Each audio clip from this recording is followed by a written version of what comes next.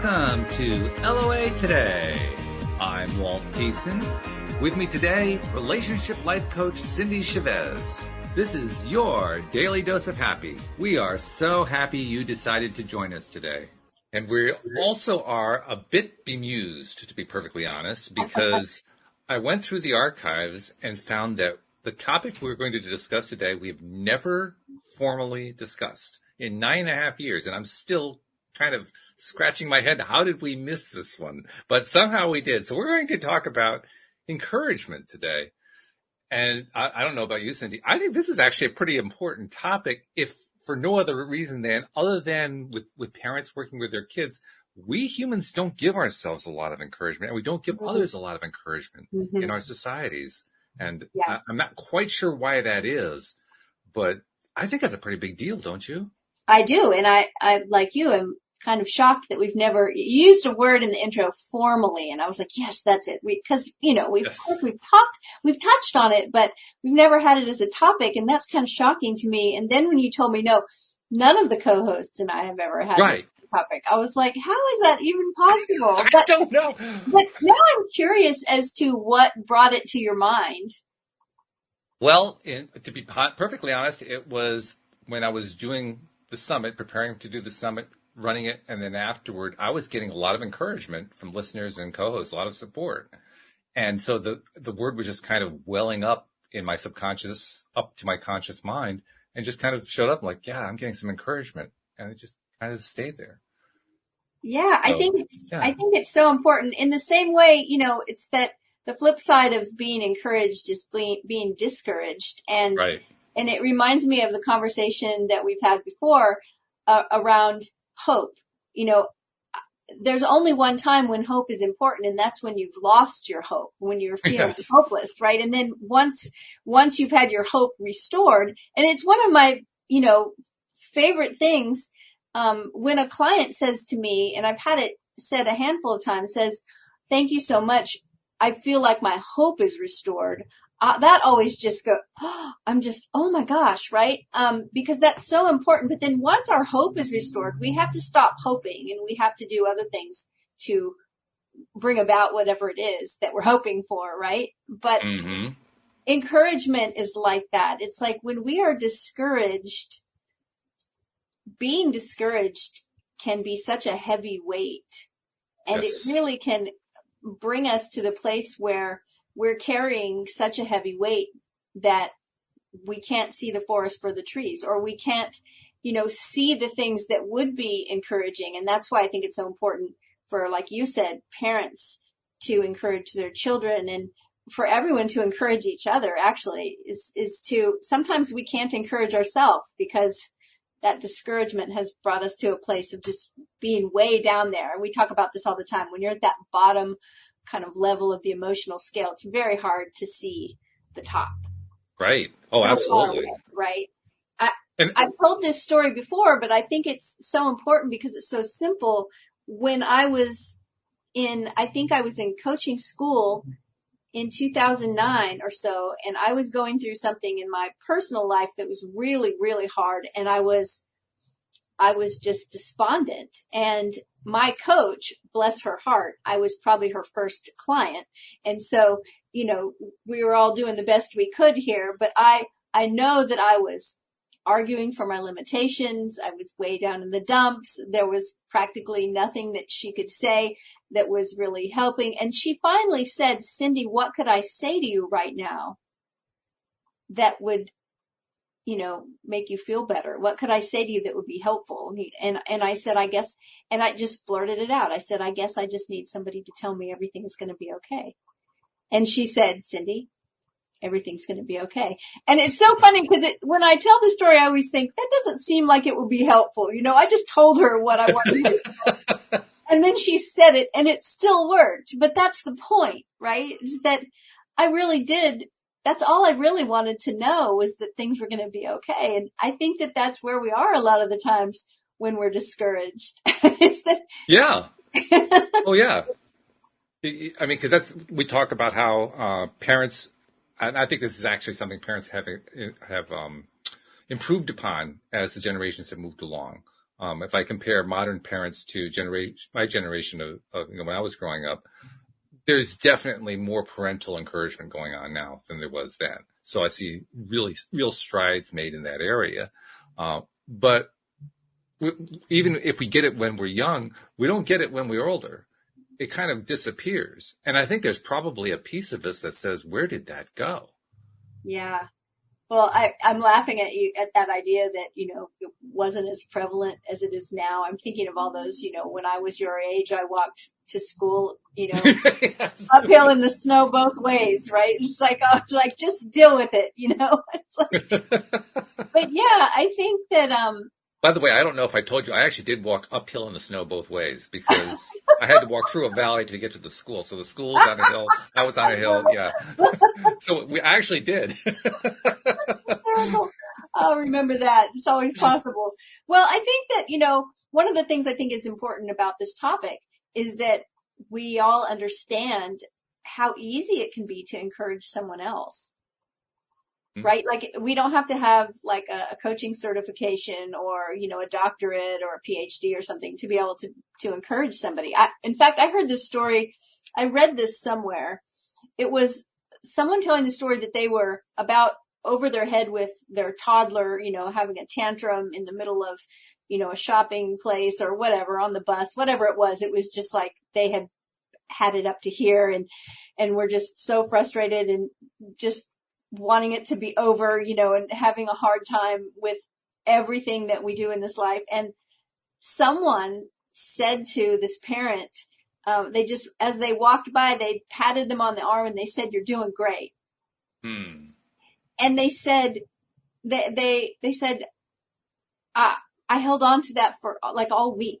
Like sure. All week. And then people started, I think this was a Twitter thread. People started telling their own stories that were similar about a time that they were in a hard place, with a baby or with whatever they were going through, and how someone that they didn't even know, came by and just gave them an encouraging message, and how that one. So when you think that someone that doesn't really know all the details of what you're going through and doesn't know you at all, right, could just give you a shout out, "Hey, you're doing okay. You're doing great. You're going to make it. It's going to be okay," could have that much of an effect. Like there were people in that thread that were telling stories, their own stories of similar situation that had happened 20 years ago. Wow. They were like, "My kids are all grown now, but when my daughter was 2, and they would tell the story." And I'm like, wow, that one little fist bump, that high five, it stayed with them for decades. It's still with them. Yeah.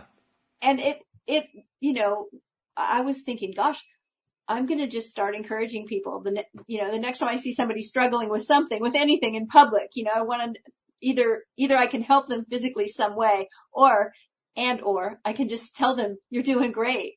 Everything's going to be all right." So yeah, this is a wonderful topic. It's a good idea to do that, I think. And I have to admit, I hadn't really given a lot of consideration to that before today. The idea of just now, I don't believe in doing things randomly, but selectively, identifying somebody who I encounter. It could be somebody I know too. In fact, in many cases, it's probably even better when I do it with somebody that I know.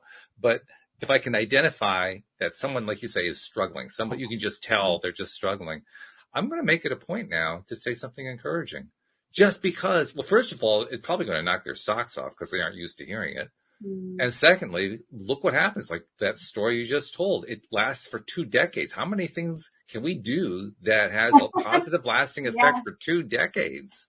Yeah. Well, I tell you that, my coach telling me that everything's going to be okay. I mean, I tell this story all the time, and it's been over a decade. It's been, much longer than a decade. And I still remember it as being such a powerful moment.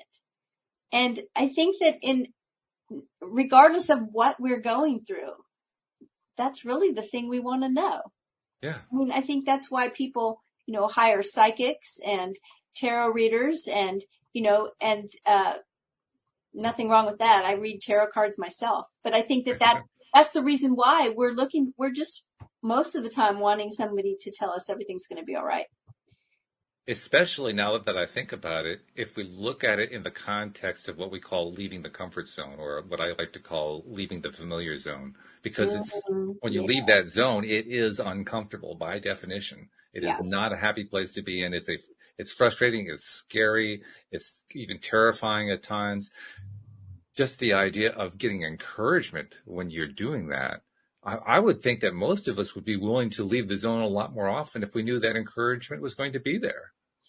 Oh, yeah, definitely. Well, I mean, this all is tied into that part of our brain that, that thankfully that has kept the human race surviving all these years. But it's also the part of our brain that causes us to, want to stay small and not step out of our comfort zone, like you said, because we don't like things that are uncertain.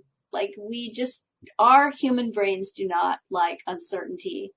And so if we're certain of how things are going in our comfort zone, like I think it was Virginia Saper that said, it's not really a comfort zone. It's more of the familiar zone. And that's what you just said too. So it's like, if we stay in that zone, then we feel more certain. And the truth is, which is really funny, is, are we more certain? I guess if I stay in the house, I know I'm not going to get hit by a car.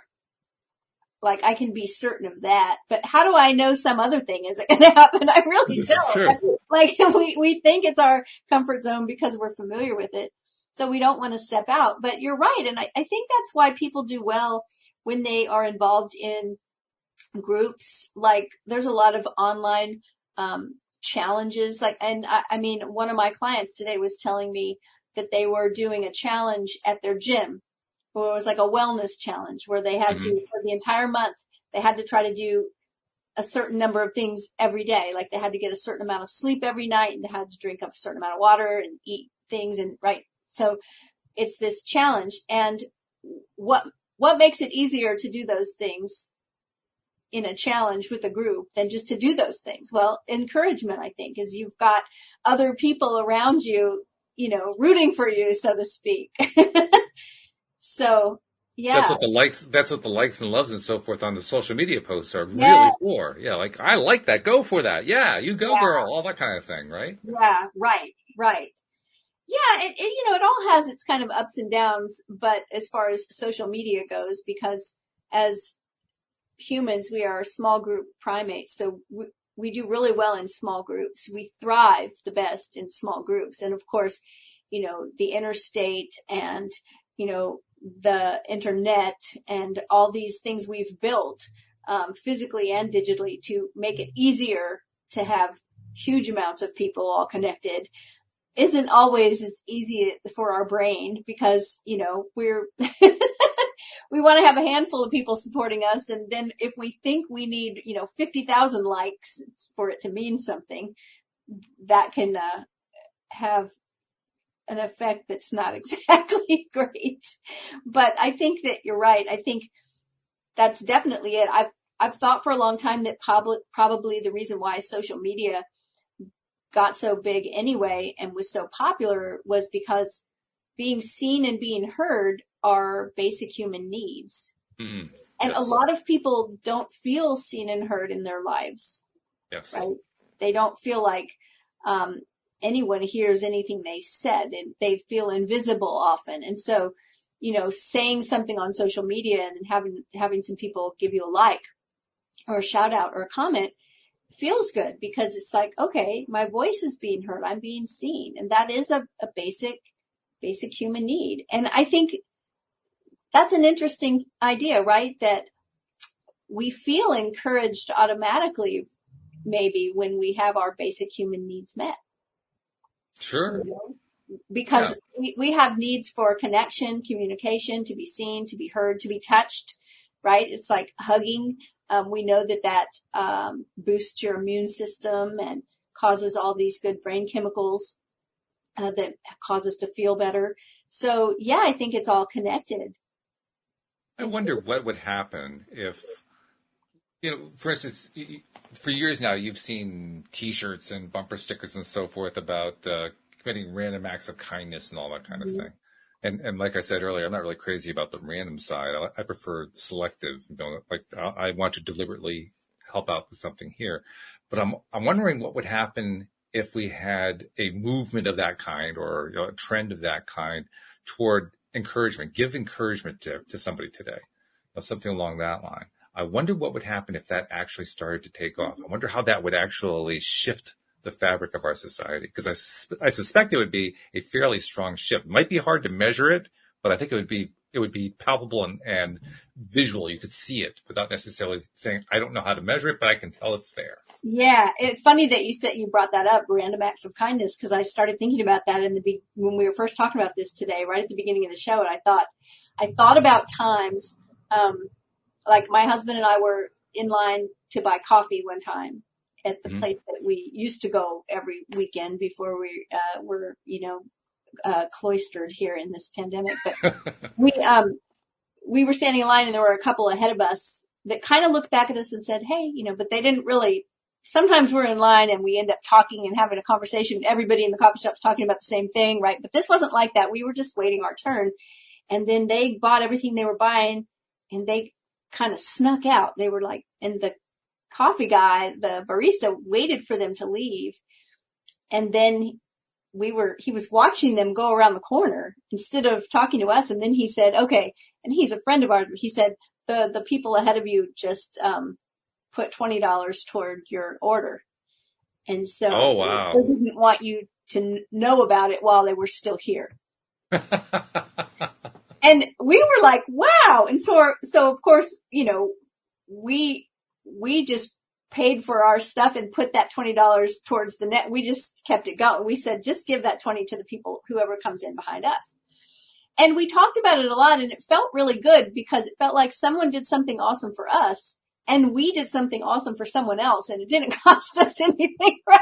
Right, yeah. I mean, it was just like, we didn't really do anything. We just passed it on, but even that was kind of cool. But I was thinking about that, and we've had that happen several times, but I was thinking about that at the beginning of this conversation, and I thought,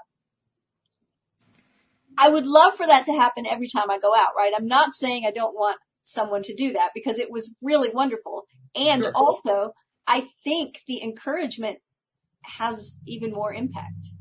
I agree. And here's the thing, it doesn't cost anything. Yes, right. Right? Like some people may be thinking, well, yeah, I'd love to give $20 to the car behind me, but I don't have an extra $20, right? But this doesn't cost anything, just to give some encouragement. So you've piqued my, I was like, yeah, I like this. I like this idea of a movement. Like, I think we should all, anyone listening to us, should immediately decide that this is going to be something you do on a daily basis. Encourage someone else. You just named a group of people, actually, that is a good first group to start with. And it's probably the group that needs it more than any other that I can think of in society. And that's people in service. People who do service type work. You have the barista, right? Yes. My, both of my kids have been in the service industry forever, from anything from being, a busboy, a bar back to a 5-star restaurant owner. So it's like they've been through all of the different phases of it. And so I have I have not worked in that industry. I've worked in a lot of industries, but not the service industry, but I've seen through them, all of it's the hardest work out there. And it's like, yes, please encourage your servers and people that, especially now, right? Especially now with the pandemic happening, where, it seems like everything's gotten so much harder. Yeah, I definitely think it's just a word of encouragement can go so far. It's so powerful. Jeffrey mentioned in the comments, he says, yes, thank you for generous gratuity. And I agree. I've actually upped my gratuity. Yes. I'm up to like 25% now as a minimum. Mm-hmm. And that's really helpful.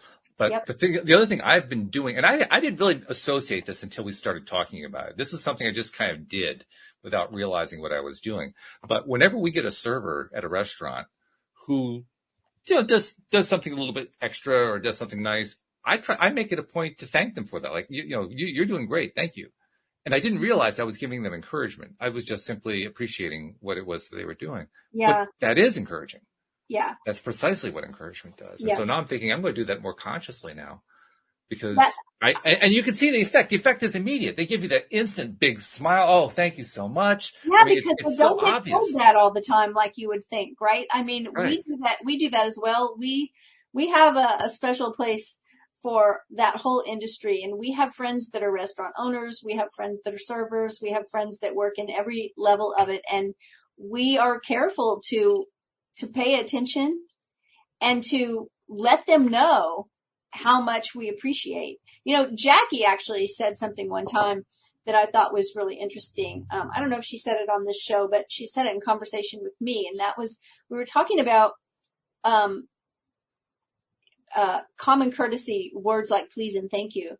And and I noticed within myself, like she said that when someone would, because Jackie's been a barista. And so when people would place their order, it meant a lot to her for people to say, please, what can I get for you today? I'll have an iced latte, please. And the reason, because it's, may I please have this? It's like you're putting them on a human level with you. They're on your level. They're not a servant to you, right? Get me this and get me that. But it's, I would like this, please. And what I noticed in myself, because at that time we were, you know, going out places a lot. I'm really great with compliments and thank yous, but I don't always say please for things that I'm asking for in that frame. And my husband always does. And so he would I said, catch me. Like if the server says, what can I get for you? And I say, I'm just going to have water. Catch me. And it took a while. It was like, please. I'm like, please. The server's probably thought, what a jerk this guy is, telling his wife how to order, but I had asked him, like, you know, because that made a big impact on me hearing Jackie say that. It's like, oh my gosh, yes. These people are working really, really hard. They are, you know, one of the things I love that I heard Deepak Chopra say one time was he talked about no one is beneath you and no one is above you. Right. And I try to keep that in my consciousness all the time and treat people, all people, like equals to me, not like they're beneath me or like they're above me. And I think that plays into this, you know, this whole idea of how we treat other people, with politeness as well as with encouragement. Jeffrey, so I know your servers are very happy for you to be noticing how hard they absolutely. Jeffrey put into a comment. He says, if you travel to a foreign country, learn the words for please and thank you in the local language. Good tip. Yes. I like that one. Yes. Something else I will say, when I went to Europe, I did my best.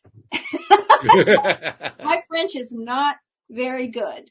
But I did my best to communicate in their language. And they were always really grateful because unfortunately, they also thought we were either Italian or British. Not American. We kept being asked if we were from Italy or if we were from Britain. And finally I was like, why do they keep asking us that? And they said, because Americans expect us to speak English. They never even try. And you are trying. So we figure you're not from America. And I thought, wow. So yeah, always, I love Jeffrey's suggestion too. Yes, learn the please and thank you first and use it. Thank you also for inadvertently trying to help change the perception of what Americans are like by example. I appreciate that very much. Yeah. Because, you know, we have a lot to live down. I'm telling you, it didn't feel good knowing that, you know, I was like, wow, it's like, but I mean, it was very, very clear. And my sons at the time were teenagers and they would go off and go, you know, do whatever and then meet me later. And they told me that they kept getting that. They said, people keep thinking that we're from Italy, and we asked them why. And they said, because you're trying to speak our language, and Americans don't do that. So we both had it said to us in different places. Interesting. Yeah. I also like the comment that you quoted from Deepak Chopra, nobody above, nobody below. And keeping that in mind. That's actually been kind of part of my whole way of dealing with humans from a very young age. I think I was kind of taught that, not directly, but indirectly by example, by my parents. But I've always found not only is important, it's actually valuable to me. And the reason I say that is when I go out of my way to, how do I say that? To think of the person as the person, regardless of who they are, regardless of their station, as I'm talking with them, I get better connection. Yeah. I get better response. I mean, which is a big deal for me. It's a very big deal because as listeners know, I'm quite tall, and I don't sound particularly tall on a podcast, but I really am quite tall. And when you're as tall as I am, you feel like you're outside of society. So I was always looking for ways, how can I connect? And for me, it was just kind of like, yeah, obviously I'm going to just treat everybody as equals because I get the best response that way. So that became part of my personality, I guess, to do that. But boy, does it pay off. Because when you just treat somebody as just a person, regardless of, what their status is, what their skin color is, their gender, whether, they're from this country or that country, if you just treat them as people, you make connections like crazy, deeper connections. And it wasn't that you were just saying a few minutes ago, that's what we're looking for. We're looking for that connectedness. Yeah. When I heard Deepak say that, it was in the frame of talking about the Sanskrit word namaste. Mm-hmm. And one of the definitions of that word is that the divinity within me recognizes the divinity within you. And I've heard it, lots of definitions, right? The God within me recognizes the God within you. The spark of life within me, the light within me recognizes the light within you.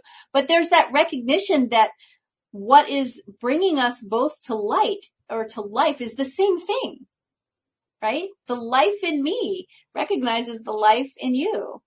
And so he was suggesting that the next time that you're out and you're dealing with, the bank teller, the grocery clerk, the server, whoever's behind the counter helping you, anywhere you are, when you're dealing with another person that you may not even know, for a moment, to look them in the eye and inside in your quiet inner voice, just say namaste. And it's just that recognition that this is another human being. And I am not more valuable than them. They are not more valuable than me. We are both humans. And I recognize that. I recognize your humanity.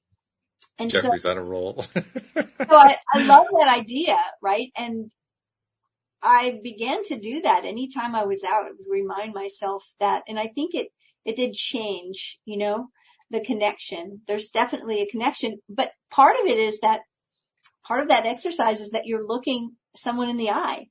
Mm-hmm. Yeah. I agree with you. I love that. I think it's fabulous. For you, as tall as you are, you're probably looking over most people's head if you want to be because you're so tall, right? You will definitely be looking over my head. Like, oh, Cindy, I didn't see you down there. So, I think that that's part of it.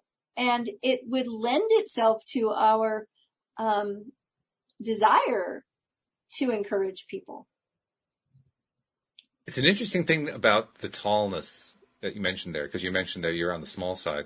Yeah, I'm 5'1" if I stretch. If you stretch, right. I have found that I have the easiest connections with the people who are on the small side. I think there's like an inherent thing where we both recognize that we're outside of the norm, and so we connect easier. Yeah. Maybe. It's easier. I find that it's easier to make eye contact with somebody who's small than somebody who's medium height. I don't know why, but I think that might be it. That's interesting. Yeah, common ground, commonalities. Yeah. Yeah. I have to laugh at what Jeffrey wrote. He says, "Namaskre. The craziness in me recognizes the craziness in you." I like that one. Much better than "Namaste the hell away from me," right? Yeah. Oh, That is funny. Actually, I was also thinking too, I say thank you regularly to servers. I don't say please or may I please. And so I'm thinking I'm gonna start shifting that. I like that little piece of I feedback do that Jackie. too. And I thought, gosh,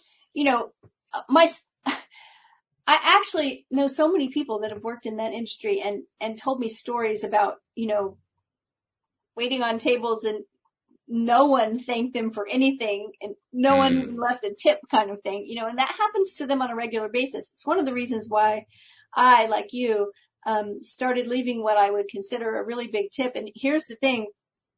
It's like, I'm not usually eating in restaurants that are costing me $100 a plate, so. Right. So yeah. at the total ticket amount, I could give 50% and it's still not going to probably break me. Right. And so, one of the things I recognized is that, an extra few dollars probably isn't going to make any difference in my life at all, but it may make a big difference in their life, especially if everyone was doing it. Mm-hmm. Oh yeah. I think it would. Well, I think that's kind of the energetic / monetary expression of this concept we're talking about. This idea of giving more encouragement to more people more often. Because when we're giving that encouragement, that is an energetic exchange. It is an energetic gift. And as we were identifying and noticing earlier, it is a gift that can have long-lasting implications. Like we were saying, people remember this stuff for years. When you're giving a gift on that level, with that amount of energy with it, with that amount of oomph behind it, wow. I mean, I'm just kind of sitting here thinking this could be major. This could be huge to get a movement like this going. Well, think about times that were purely, that seem on the outside anyway, that they're purely just about the money. Like maybe you've gotten a raise, right? Or maybe you've been walking down the street, and I know there's one person in my life that used to, I find like a quarter on the street, but this person, they would find like I found $50. I'd be like, what? Who does that? Right? But think how encouraging that is. And it's seemingly just, why? Why do we feel encouraged? Well, because everything in our life, everything costs money. So to be recognized as being deserving or worthy of a raise and getting a raise, or even just finding money in the street, it kind of feels like a wink from the universe. It's like, oh my goodness, here's $10. My husband has on several occasions found just in the middle of the road, like who does this belong to? Just a wad of money, and it's like, he turned around and just gave it to one of the baristas, said, hey, found this in the street, it's like, but I think that because we are so dependent on money for every single thing, that we feel encouraged when we have a little extra wherever it came from. And this so, so yeah, I mean, leaving a bigger tip will definitely be encouraging, but just the knowledge that you see somebody, just you're doing great. That is such a great way to know that it doesn't cost you anything to encourage somebody. It doesn't have to cost you anything. It doesn't, no. It also occurs to me that you can even do it without actually seeing or being near them. And the example that comes to my mind is the one that Joel Elston used to tell me when he was on the show. His book is called The Bench, and it's based upon a bench that's on Santa Maria Island in Florida that he would go to whenever he was hitting a low spot and needed to find a way out of it and so forth. And he's actually made it an annual pilgrimage. Every year he goes back to sit on this bench because the bench is actually sitting on this beautiful beach with ocean front and all this other stuff. So if you're going to pick a bench, you might as well pick that one. It's a good one. But he also has this habit that he does. And this habit is he takes a copy of his book with him when he goes to sit on the bench, and he leaves the book on the bench when he leaves, often with a note inside of it saying something like, I hope this will help you. And he's actually had people pick up the book. The book has changed their lives, and they've called him to tell him how he saved them from suicide, or how he shifted something. I mean, little things that led to huge results. All he did was leave a copy of his book behind. Wow. That's awesome. Yeah. Yeah. Wow. Well, this seems off topic, but I'll throw it in because you're mentioning a book. It's a book recommendation. Okay. I was telling a client about this book, and I have never seen a book with so many good reviews. So it's Matt Haig's book. It's called The Midnight Library. And I know I'm late to the party. People have been raving about this book for at least a year. But I just finished it a couple of nights ago, and it was definitely worth the read. It's fiction, very encouraging, the kind of philosophical message. But what was funny was that I was telling my client that my husband and I, when we're looking for a book, we'll often see, read the reviews, see how many reviews it has. And there's been several books we've read that had 500, 600 reviews. It's like, oh, wow. And then we'll see we saw one with 20 something thousand reviews. And we're like, oh my goodness, I've never seen a book with this many reviews. And of course it was a great book. Well, when I told my client about this book today, The Midnight Library, I went to check and see how many reviews it had. And it has over 132,000 reviews. Oh my. I was like, I want to write a book like that. Yeah, right? Yeah. So, interesting where we can find encouragement, right? Yeah. But, yeah. So I'm passing on that. If you read fiction and you haven't read that one, you might like it. That's cool. By the way, Luke also included an interesting comment. He says, "May I please is something that is normal for me as it was taught to me when I learned English after I first moved to the U.S." Which would kind of make sense. We do teach our children to say, "May I please." That was Jackie's whole story, is that she had a mother and a child come up to her counter, and she says, "What can I get for you today?" Addresses the little person, who says, "I'll have a whatever." And the mom says, "Say please." So then the child repeats it and says, "Please." And then Jackie asked the mom, "And what can I get you?" She said, "I'll have a whatever." And she doesn't say it. Do as I say and not as I do. Yeah. Right? So that's very true. And I know that I taught my children the same thing. And like I said, I've always been great, with thank yous, but not always with the pleases. And so I had to retrain myself to say please to everyone. Fortunately, it's not hard to do. It's actually one of the easier things that we can learn, or relearn in this case, to do. It doesn't take a lot. Manners. Yeah. Courtesy. Manners. They're almost out of fashion at this point, but we can bring them back into fashion. That's okay. Just common courtesy to other human beings. Wouldn't it be great if that actually became common again? Yeah. Right? Yes. I mean, we all use that phrase. It's common courtesy. How often is common courtesy actually common? Yeah. So I want to make a challenge out of it, because I'm challenging myself to be, and we probably all have certain people in our life that we encourage. But even if we don't, and even if we do, to encourage someone who we don't know, just That's encouraging good. Words to people that are outside of our circle, I guess.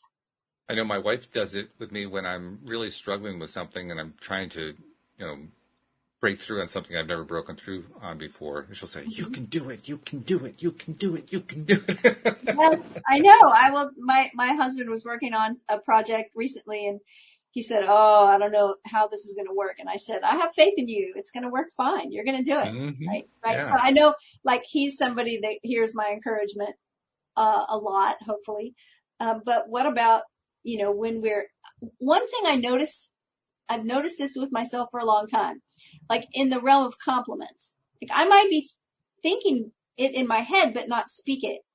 I might be around someone and think, "Oh, that is the most, that's the most beautiful hat that person's wearing." But I don't say, "I like your hat. It's beautiful." Mm-hmm. Right. Mm-hmm. And I realized that sometimes I'll be in a group and I'll be thinking all these thoughts, and they're all complimentary, but I just never say any of them. And then someone else will speak up and say one, and I'll be like, "Oh, I was thinking the same thing."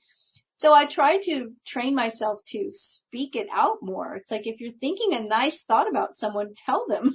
Right? Yeah. Oh, say it. So I'm trying to do that as well.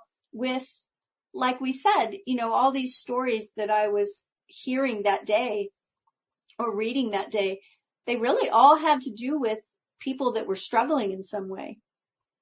And then other people chimed in with their stories about when they were struggling. So I'm like, instead of just standing there and thinking to myself, oh, that person is really struggling, right?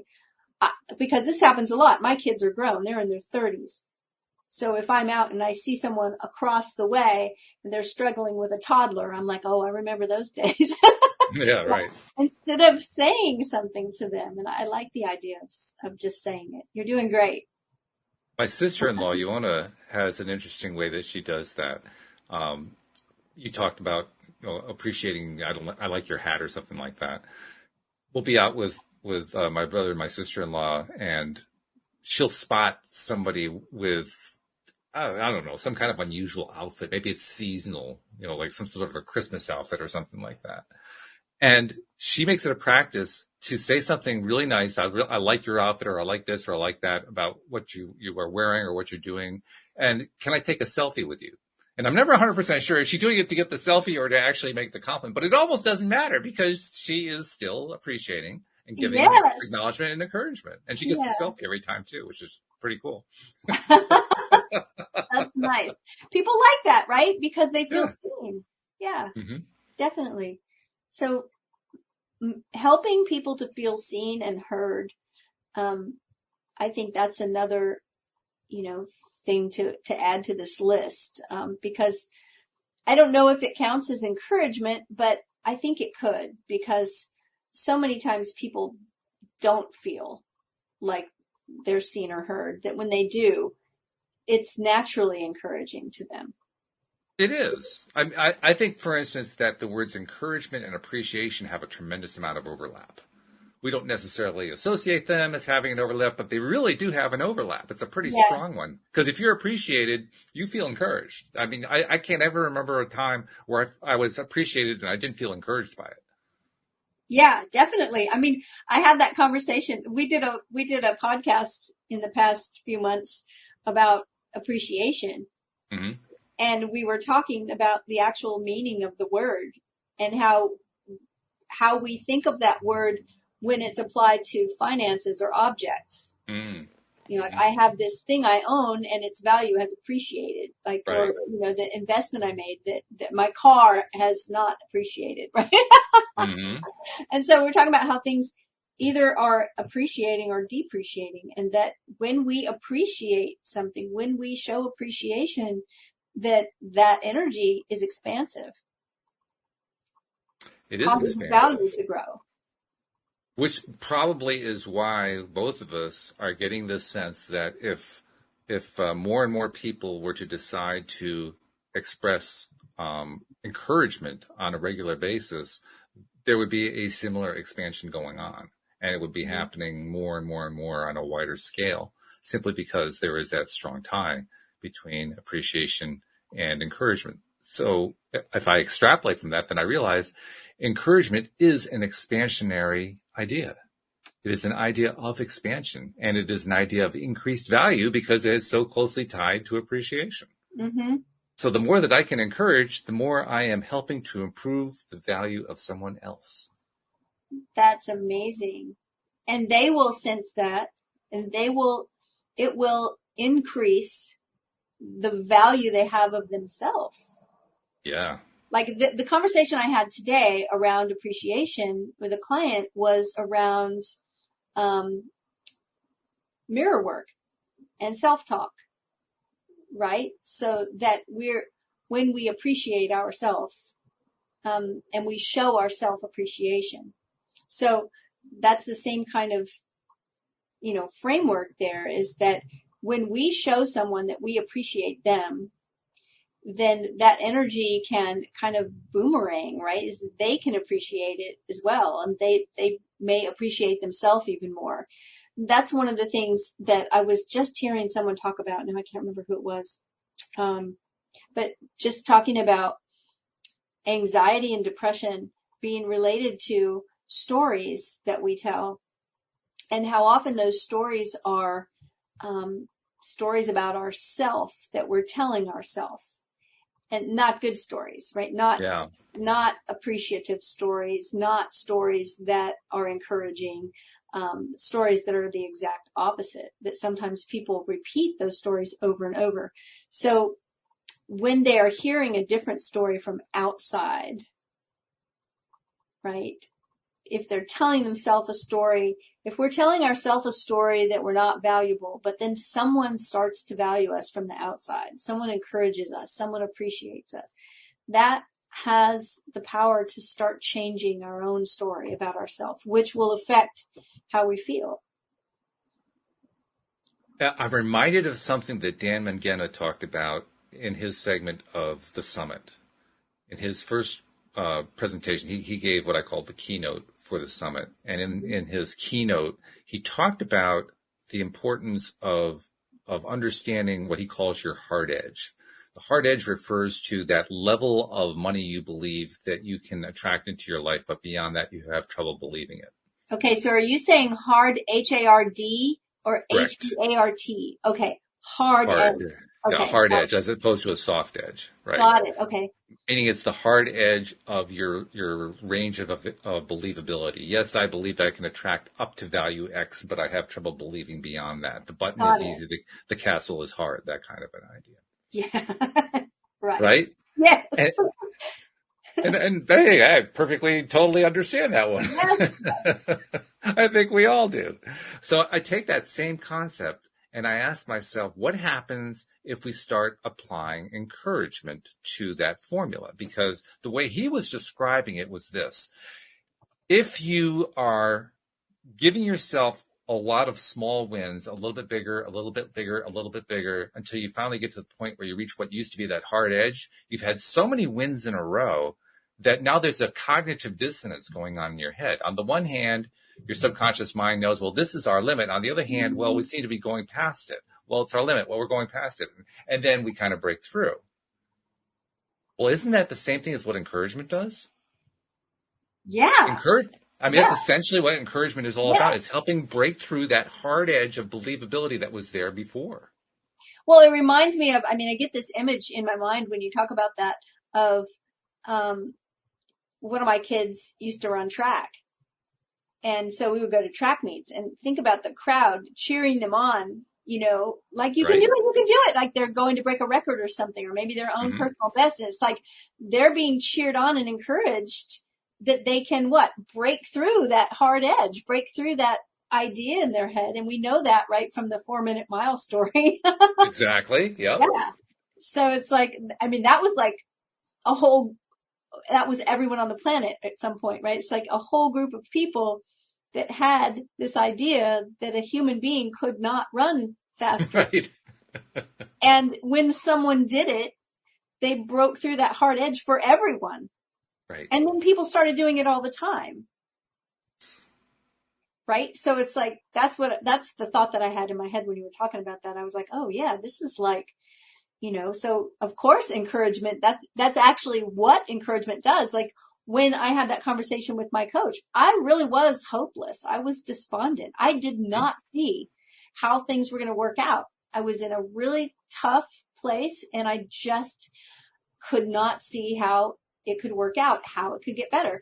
And having someone encourage me and say, everything is going to be okay, was just what I needed to take a breath and say, okay, yes, it's possible, right? Things are going to work. And of course, things worked out fine. But yeah, that's a great example of that. Great example. In fact, if I take this out and kind of extrapolate it even further, I come up with a scenario like this. Let's say that it becomes more of a thing, like we were talking about. It becomes the new thing. Encourage somebody today. Yes. And since encouragement helps us to break through our hard edges, to use Dan's term, the hard edge of believability, the hard edge of the comfort zone, that's really what I'm thinking of. Yeah. Now all of a sudden we end up with a society where more and more people just find themselves easily going outside what used to be their comfort zones. Mm-hmm. And we all know what happens when you go outside your comfort zone. You grow. You deal with chaos and crisis at times, but you grow. Yeah. Yeah. You go through major growth, actually, when you go far outside the comfort zone.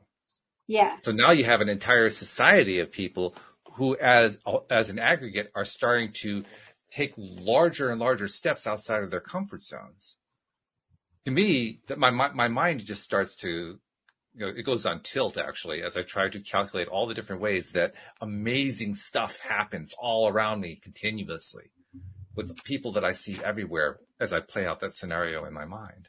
Well, I'm thinking about contagious encouragement, right? It's got to be. Ooh, I like that. I'm thinking about that thread that I read and how it was I wish I could find it because it was a long time ago, but it was a long thread. And like more and more people, when I read it, I thought, I'm going to do this. Right? It was contagious. When I read story after story of people who had been shown an encouraging word and how much it had changed their life and how they had hung on to that and how much hope it had given them and how it lifted their vibration, I thought, oh, I'm going to do this. Right? Because it felt contagious. It's like I wanted to have that effect. I wanted to be able to do that for someone. And so that's what I'm thinking is that yes. And yes, when we get outside our comfort zone, there can be chaos, but remember, chaos is the pattern breaker. It is. Like, right? And that's okay. Like we need patterns to be broken. Especially patterns we don't want to have anymore. Right? Exactly. Yes. So yes, that's what I'm picturing. And I think feeling the vibe of that, encouragement and encouraging words just becoming contagious. And I can see that happening now. Even before we started doing the show today, I would not have as easily seen it as I'm seeing it right now and feeling it right now because I mean, we all know on those rare occasions where we have given encouragement to somebody, it feels pretty darn good. Yes. This isn't something that takes a lot of effort. It takes perhaps a little bit of mindfulness in that sense of there's an effort involved, but it doesn't take a whole lot. And once you've actually done it and you get that huge, big smile back, I mean, how much more motivation do you need than that, right? Yeah, that gives you the fuel that you need to try it again sometime just to see what happens. Yeah. And just to think of, I hope that anyone listening has been fortunate enough in their life to have known a person who was like a ray of sunshine, right? So a person that you're like, gosh, every time this person walks in the room, other people feel better, right? That kind of person. And I want to be that person, right? So, and I think everyone would benefit for having that experience. I mean, if you've encouraged somebody and you've seen them light up with hope and with relief and all the other things you feel when you've been encouraged, you want to keep doing that. And so to take that on as an identity is that, I'm not somebody who, rains on everybody's parade. I'm somebody who likes to encourage other people. I mean, that's part of what I want my identity to be. And I think if we all go for that, we'll have such an impact on the world. I love the way you just said that. I don't know if you even realized exactly what you did, but you said, if we all did that, and then you chuckled, you get giggle laughter kind of a thing. Cause it tickles to think about that. Yeah. Really deep down. Like, oh, that feels good. Do that again. Right now, I mean, you have a background in politics. I mean, in, political science, we could talk about, things that are going on in the world right now that are not encouraging. Sure. At all. Right. And I don't think that we should bury our head in the sand and not know what's going on in the world. I also think that we can be as encouraging as possible because that's what we're going to need to build a world that's better is we're going to need people that feel encouraged to see possibilities. Seriously, like when I said that to my coach, I wasn't in that place. I was in a place where it was very hard for me to see any possibilities that were great. And just a few encouraging words that I actually fed to her. And then she said back to me, that cracks me up that it actually had any power at all. But it was very powerful. And then I felt encouraged to see that things could be better, to see that I could have a better outcome than what I expected, to see that there was potential for things to be great. And so I think that encouraging other people is something we really need right now in the world, so that we have hope and we can turn that hope into faith and be, able to make changes. I don't know if you saw this. Jeffrey just posted, I contacted a Peace Corps recruiter today. I'm going back for a third assignment. Oh, wow. Wow. Holy cow. Incredible. Whoa. So Jeffrey's one of those people. So Jeffrey, you can do it. You can do it. You can do it. I already know that about Jeffrey because he has always been encouraging. Yeah. Well, I want to give the encouragement to Jeffrey on that one. Wow. Yeah. That's so impressive. Very impressive. Right? And if there's anybody who could do it, it's Jeffrey, because Jeffrey is an amazing human being. Wow. Oof. Go for it, Jeffrey. Go for it. That is really something. Third assignment. That's just going to take a while to sink in, I think. Third assignment. Wow. I mean, there's some people who, they volunteered once, and they're a small percentage of the population that volunteered once to join the Peace Corps. He's doing it 3 times. Wow. That's just amazing. Well, it tells us what we already know about our listeners. This is true. This is very true. So, how do we sum up? I think one of the first things that I want to do is kind of start using the new me, so to speak, the new pattern that I'm building up for myself. And yes, chaos will probably break it at some point, but for the moment, I'm going to create this new pattern. I like it, of pleases and thank yous. The pleases to go with the thank yous. I do the thank yous, but more the pleases. Mm-hmm. So let's see. How can I get this started? Well, first, I'm going to once again appreciate all of our listeners, because I really do appreciate all of our listeners. It's one of those things I don't have to work at. It's one of those things that just comes naturally. It's so easy to do. And I really do appreciate every one of you. And so I'm going to say thank you for being a listener. And may I please hear from you more? Because I really like hearing the emails too. Yes, agree. And be encouraged. Like, let us give you an encouraging word today. Whatever you're struggling with, whatever seems hard, whatever feels heavy and seems overwhelming, everything is going to be okay. And you can do it. Like, you've got this. Take a deep breath, take care of yourself, and be encouraged that, you can do it. You can do it. We all can do it. No matter what it is that we're dealing with, we can do it. There's nothing to hold any of us back except our own unwillingness to believe we can. And perhaps the unwillingness of those around us to say, you can do it. You can do it. So we're telling you, you can do it. You can do it. Well, I'm glad we finally addressed this topic as a topic. It took us a while. We finally got there. 9.5 years. Sometimes it just takes a while to open the eyes and say, oh, yeah, hey, that's a good idea. We're in the right place at the right time, doing the right thing. This was the right topic. Whoever's hearing it needed to hear it. It was the right topic for right now. I think it is. I do. I actually fully expect we're going to get those emails too. I think people are going to appreciate the fact that they feel encouraged, just as we appreciate the giving and the receiving of the encouragement ourselves. Yeah, I was going to say, well, it would encourage us greatly. It always does whenever we get messages. So it does. Yeah. Plus, it makes for fun shows. Not that this wasn't a fun show without, we had a fun show. This has been a great show. But it's also a little bit more fun when we also get the messages. Agree.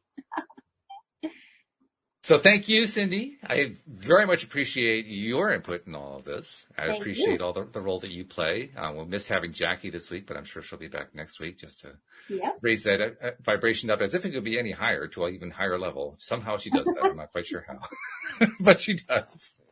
I tried to throw a Jackie story in there today, so And it was a good one too. It was very appropriate. The importance of the pleases and thank yous. It just absolutely does it. So, all right. So thank you very much. Thank you especially to our podcast listeners everywhere, and we will see you all next time here on LOA Today. Goodbye, everybody. Bye.